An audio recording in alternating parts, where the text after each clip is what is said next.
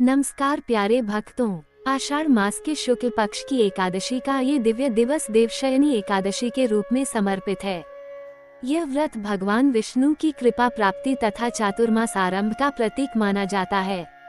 इस दिन से भगवान विष्णु क्षीरसागर में योग निद्रा में प्रवेश करते हैं और चातुर्मास की अवधि आरंभ होती है। इस वर्ष देवशयनी एकादशी 6 जुलाई को मनाई जाएगी। एकादशी तिथि का आरंभ 5 जुलाई को संध्या 6:58 पर होगा।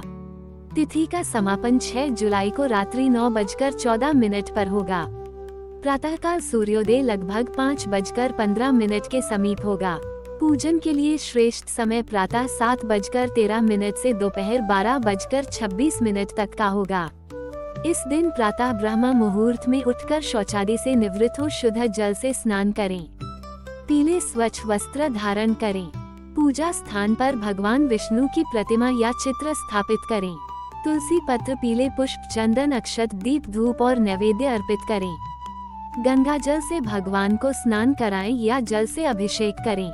विष्णु सहस्रनाम का पाठ करें अथवा निम्न मंत्रों का जाप करें। ओम नमो भगवते वासुदेवाय, ओम विष्णुवे नमः। पूजा उपरांत व्रत कथा का श्रवण कर क्या करें? प्रातःकाल सूर्योदय से पूर्व स्नान कर ध्यान पूजन करें। पूरे दिन व्रत धारण करें और सात्विक आहार ग्रहण करें या निर्जल व्रत का पालन करें। भगवान विष्णु का स्मरण करें। भजन कीर्तन या मौन साधना करें। गाय को हरा चारा, गुड़ अथवा चना अर्पित करें। ब्राह्मण को भोजन कराएं और यथाशक्ति वस्त्र एवं दक्षिणा दान करें। घर में दीप प्रज्वलित करें और श्रीहरि को पीले पुष्प अर्पित करें। पूर्व दिवस में ही तुलसी पत्र तोड़कर सुरक्षित रखें और उसी का पूजन करें। क्या न करें? इस दिन तुलसी पत्र तोड़ना वर्जित है। तामसिक भोजन जैसे लहसुन, प्याज, मांस, मछली का सेवन पूर्णतया निषिद्ध होता है। क्रोध न करें।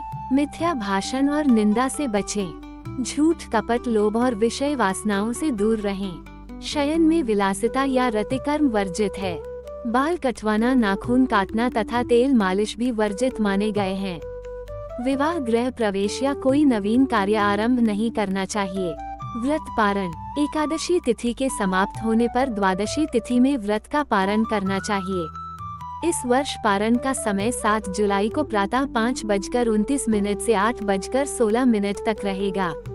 स्नान कर भगवान विष्णु का पूजन कर नैवेद्य अर्पण करें।